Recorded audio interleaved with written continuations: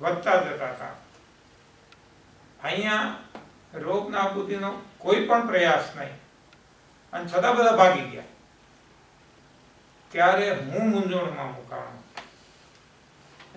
આવું શું છે, આ કઈ રીતે સંભવ છે? કારણ કે બેઝિકલી મારું એજ્યુકેશન એન્જિનિયરિંગનું, એટલે કે સાયન્સની એક બ્રાન્ચ, એટલે મારા મગજમાં આ વાત ઉતરે નહીં, મગજ માને નહીં, મન માને નહીં, અને બુદ્ધિ બંધ પોકારે. એટલે હવે કઈ રીતે આનું સોલ્યુશન લાવવું? કારણ કે જેમ કે દેવદાનવોના સમુદ્ર મંથનની જેમ મનોમંથન ચાલે, સામ સામા વિચારો, એક બાજુ વિજ્ઞાન, એક બાજુ ભગવાન, દ્વંદ્વ યુદ્ધ ચાલે. એકાબીજા મહાત કરે, કોઈ નમતું ના જોખે. અને આપણે જેમ કહીએ કે પાડે પાડા ઝઘડે બાજે, અને એમાં વચ્ચે ઝાડનો ખો. એમ મને આવા વિચારો વિરોધી આવ્યા કરે, સોલ્યુશન કોઈ મળે નહીં, અને મારી ઊંઘ હરામ થઈ ગઈ. રાતોના રાતો હું જાગ્યા કરું, કોઈ અંત જ નહીં. એક વખત એવો અંદરથી વિચાર આવ્યો કે તું તારી જાતને સાયન્ટિસ્ટ સમજે છે, તો સાયન્ટિસ્ટ શું કરે છે? એ પ્રયોગશાળામાં પ્રયોગ કરે, એમાંથી પછી જેને પરિણામ મળે, પેલા એ સિદ્ધાંત સમજે. પ્રયોગ એમને નથી કરતો, એને કઈ ખબર જ નથી.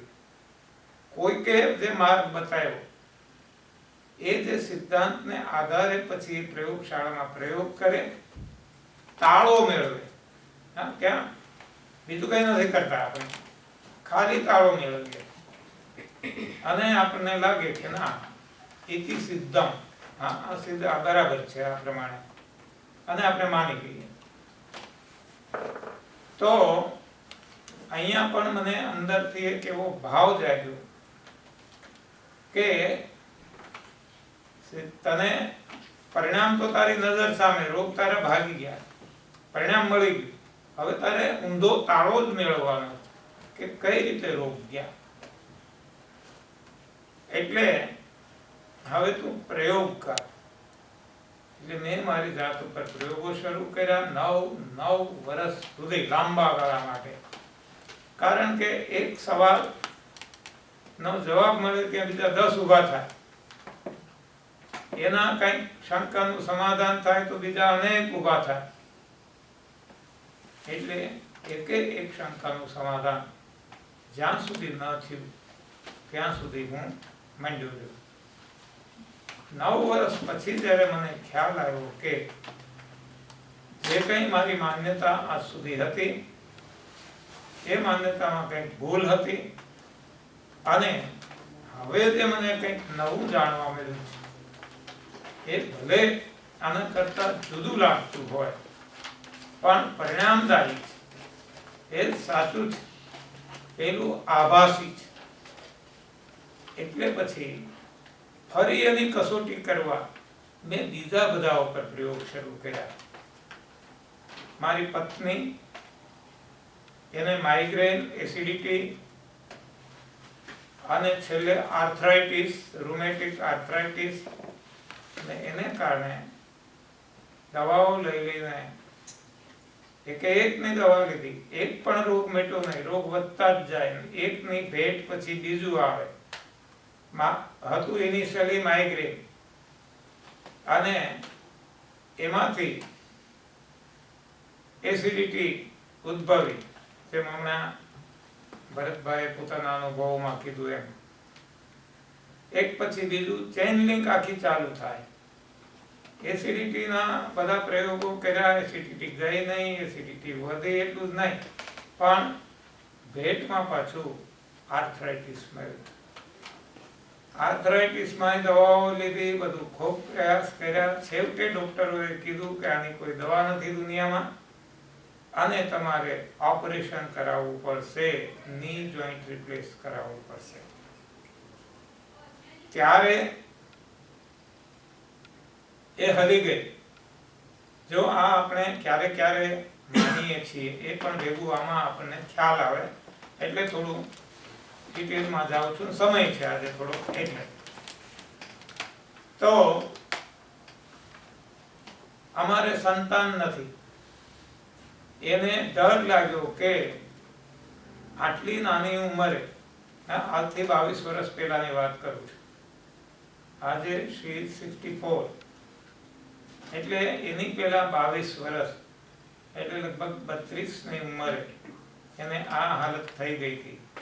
એને થયું તો પછી અમારું કોણ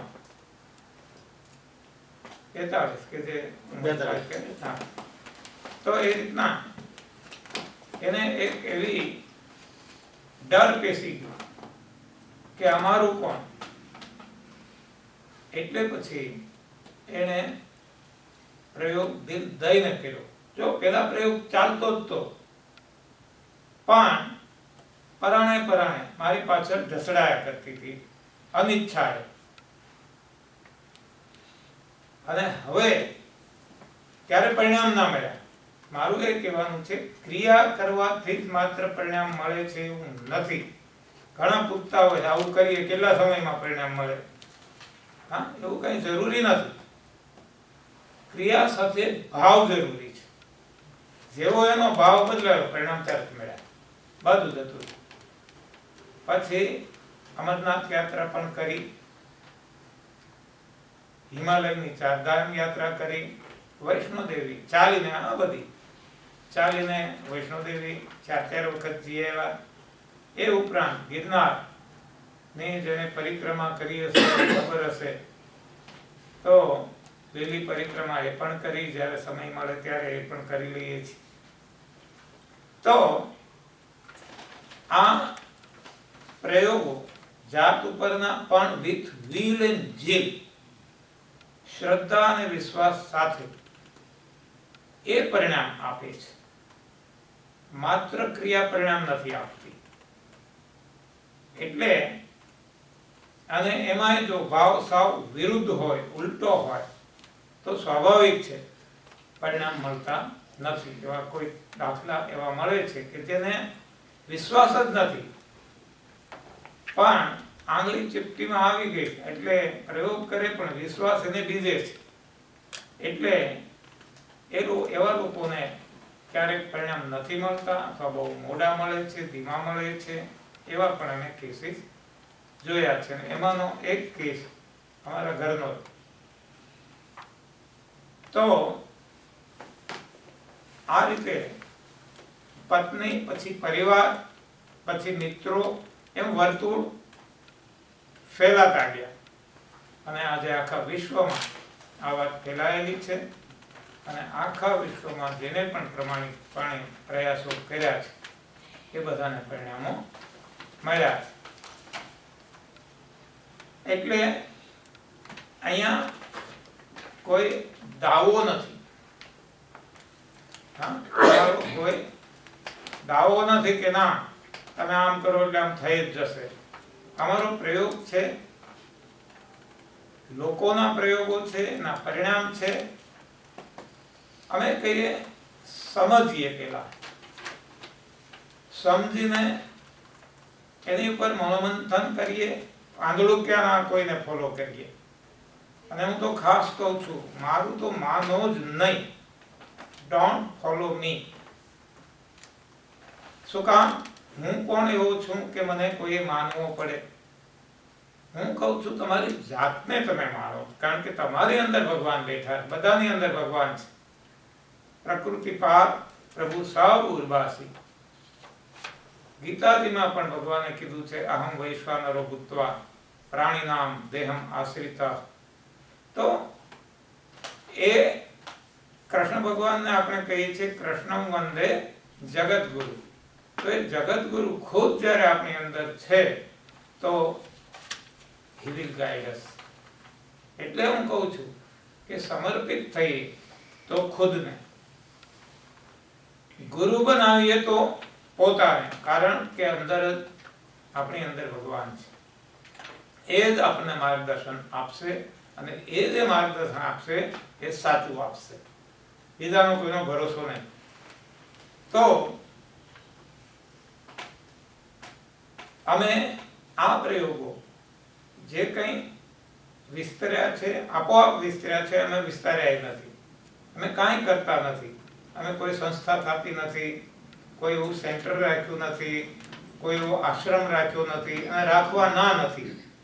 હા, બહુ એ પેલી આવે ચારે બાજુથી ઓફર, પણ અમે પહેલેથી બહુ સ્પષ્ટ છીએ કે અમારે કંઈ કરવું નથી ભગવાન રામે કર્યું, નથી ભગવાન શ્રી કૃષ્ણે કર્યું, કે નથી કોઈએ કર્યું. જે કર્યું એને પાછળવાળાએ કર્યું. હા, તો અમારી કોઈ આવી ઈચ્છા નથી, કારણ કે કૃષ્ણ ભગવાને માત્ર અંગુલી નિર્દેશ કર્યો છે, અર્જુનને માત્ર બોધ આપ્યો કે આ સાચું આ ખોટું. રામચંદ્રજી ભગવાને પણ એ જ પ્રયાસ કર્યો છે. એટલે મેં કીધું જો ભગવાનના પ્રયાસ એવા હોય તો આપણે વળી કોણ એવા કે આપણે કંઈ આશ્રમ સ્થાપીએ અને આવું બધું સંસ્થાઓ સ્થાપીએ, સેન્ટર કરીએ. એટલે જે અમને સાચું લાગ્યું, સારું લાગ્યું, એ અમે શેર કરીએ અનુભવ, બસ. આનાથી વિશેષ અમે કંઈ કરતા નથી. તો એવી કઈ વસ્તુ છે આપણને સ્વાભાવિક ઇંતજારી થાય કે આ એવું શું છે કે આ જે વિજ્ઞાન આટલું આગળ વધી ગયું છે, એક્સપર્ટાઇઝેશન એટલું બધું છે, એટલી બધી દવાઓ, એટલા મોટા મોટા દવાખાનાઓ, લેબોરેટરી, આખું એક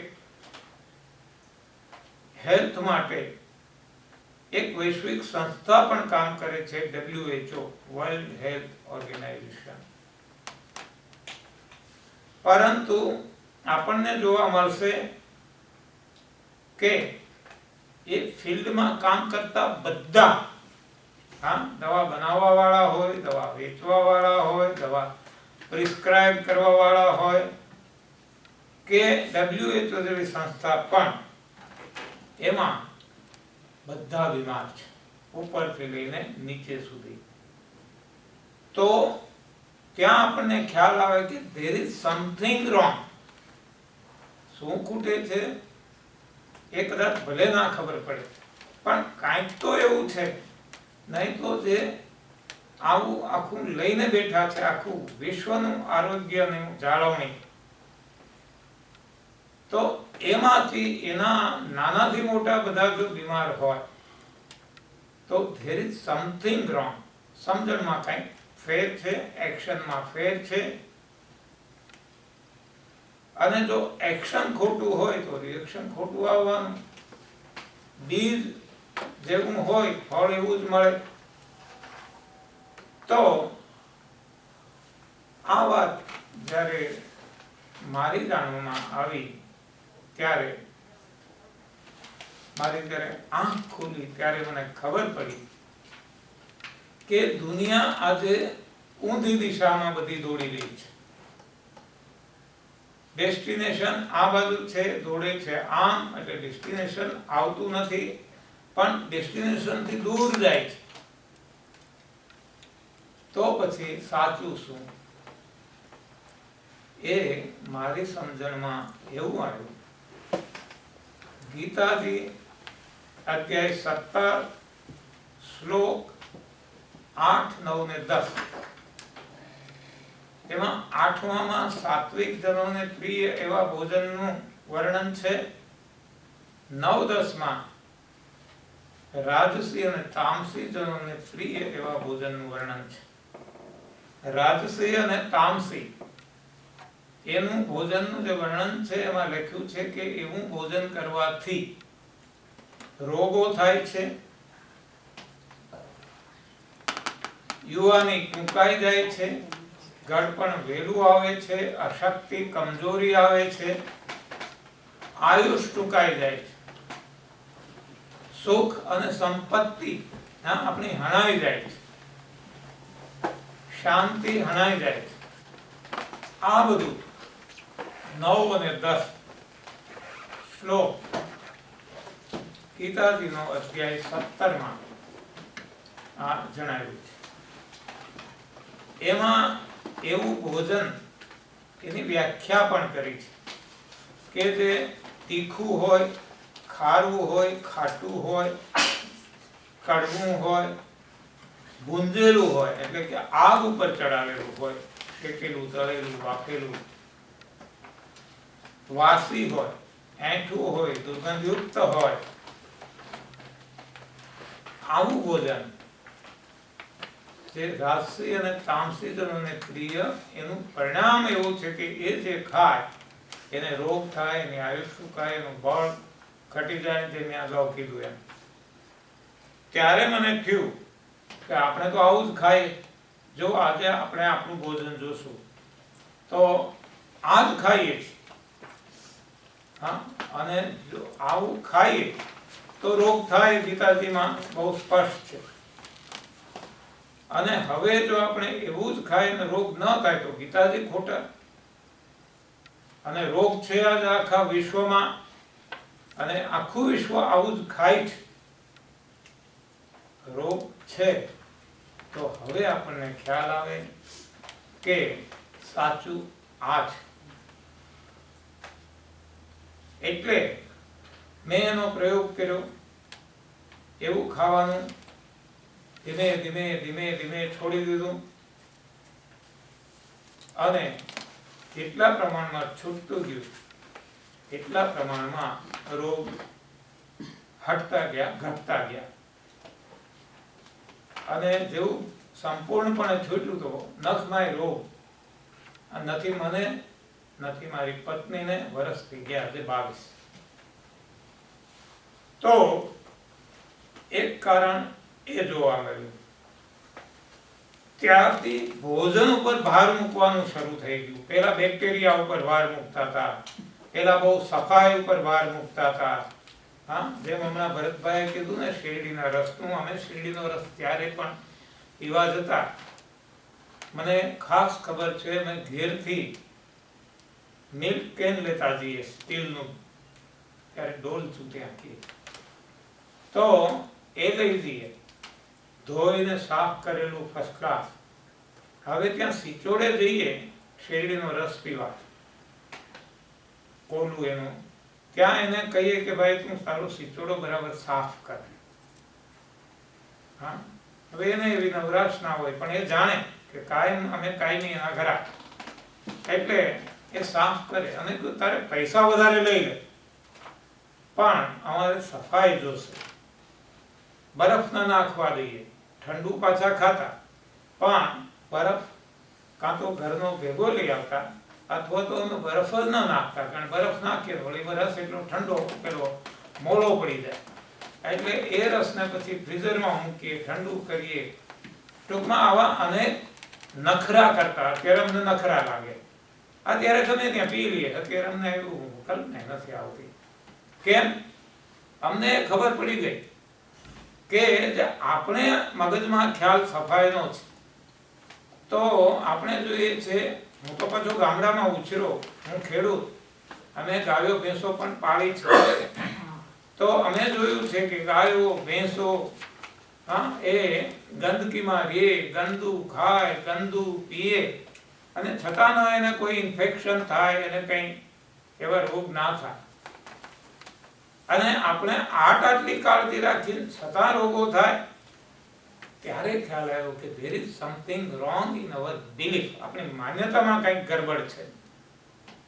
ચોખ્ખાઈ ખરાબ નથી, ચોખ્ખાઈ તો બહુ સારી વસ્તુ ગમે ત્યાં, પણ આટલી ચોખ્ખાઈ છતાં જો રોગ થાય તો there is something wrong.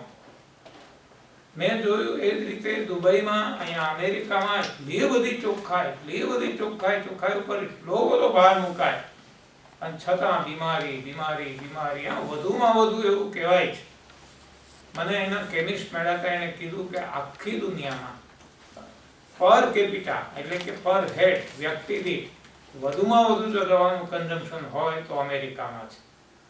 હા, આટલી બધી ચોખ્ખાઈ છતાં આટલી દવા, છતાં આટલા રોગો. ત્યારે આપણને ખ્યાલ આવે કે there is something wrong with our belief. માત્ર સફાઈ એ એક જ કારણ નથી. સફાઈ એટલે આપણે બેક્ટેરિયા આપણા મગજમાં બેક્ટેરિયા જ ઘૂમે. ક્યાંય કહ્યું તો આપણને બેક્ટેરિયા દેખાય, હકીકત નથી કોઈએ જોયા, પણ છતાં બધાને બેક્ટેરિયા જ ઘૂમતા હોય. એ રીતની આજે આપણી વિચારસરણી થઈ ગઈ. તો રોગનું કારણ ગીતાજીના ઉપરથી ખ્યાલ આવ્યો કે ખોટો ખોરાક છે. અને ખોટો ખોરાક એટલે કયો એ પણ આપણને એમાં સ્પષ્ટપણે આપ્યું છે. એટલું જ નહીં, જો થોડુંક હજી આગળ પછી તો મેં કીધું ને કે ભોજન ઉપર બહાર આપોઆપ આવવા માંડ્યો, ત્યારે ખબર પડી કે ભોજનનો પ્રભાવ જીવનમાં ખાલી રોગ માટે નથી, પણ જીવનમાં એનો બહુ મોટો પ્રભાવ છે. જેમ કે દ્રૌપદીએ ભીષ્મ પિતામહને જ્યારે પૂછ્યું કે તમારી હાજરીમાં મારી બેઇજ્જતી તમે થવા દીધી, તમે કમસે કમ કહી તો શક્યા હોત દુર્યોધનને, તમે એકાએક હરફ ના ઉચ્ચાર્યો. ત્યારે ભીષ્મ પિતામહ કહે છે કે દ્રૌપદી, હું લાચાર હતો, હું શું કરું બેટા? તો કે એવી કેવી લાચારી? તો કે છે કે દુર્યોધનનું અન્ન મારા પેટમાં પડ્યું. આ અન્નનો પ્રભાવ. હા, મહાભારતમાં કોઈએ એવું પણ કીધું છે કે હંસલો ને બગલો, હા, હંસલો ને બગલો રે રંગે રૂપે એક છે, એ તો એના આહાર થકી ઓળખાય. જો હા, ત્યાં પણ આપણને આહારનું મહત્વ સમજાયું છે. બગબગર, હા, એનો ખોરાક શું છે, હંસનો ખોરાક શું છે, એટલે અહીંયા આપણને એ પણ સમજાયું છે. ભોજનનો પ્રભાવ જીવ ઉપર, જીવન ઉપર. ભરતજી જ્યારે ભગવાન રામને મળવા જાય છે, ત્યારે કોલબીર એની સાથે લડાઈ કરવા તૈયાર થાય છે. અને એટલું થાય છે કે હવે આ રામને એકલા જોઈ ગયા છે, એટલે આખું લાવ લશ્કર લઈને ભરત આવ્યા છે, પણ અમે જીવીએ ત્યાં સુધી અમે એને આગળ નહીં જવા દઈએ, અમે રામને બિલકુલ પ્રોટેક્શન આપશું. ત્યારે એમાંથી કોઈ વડીલ એવું કહે છે કે તમે ઉતાવળા ના થાવ, પેલા જુઓ તો ખરા, આપણે તો ભરતને ઓળખતા નથી, એનો સ્વભાવ જાણતા નથી.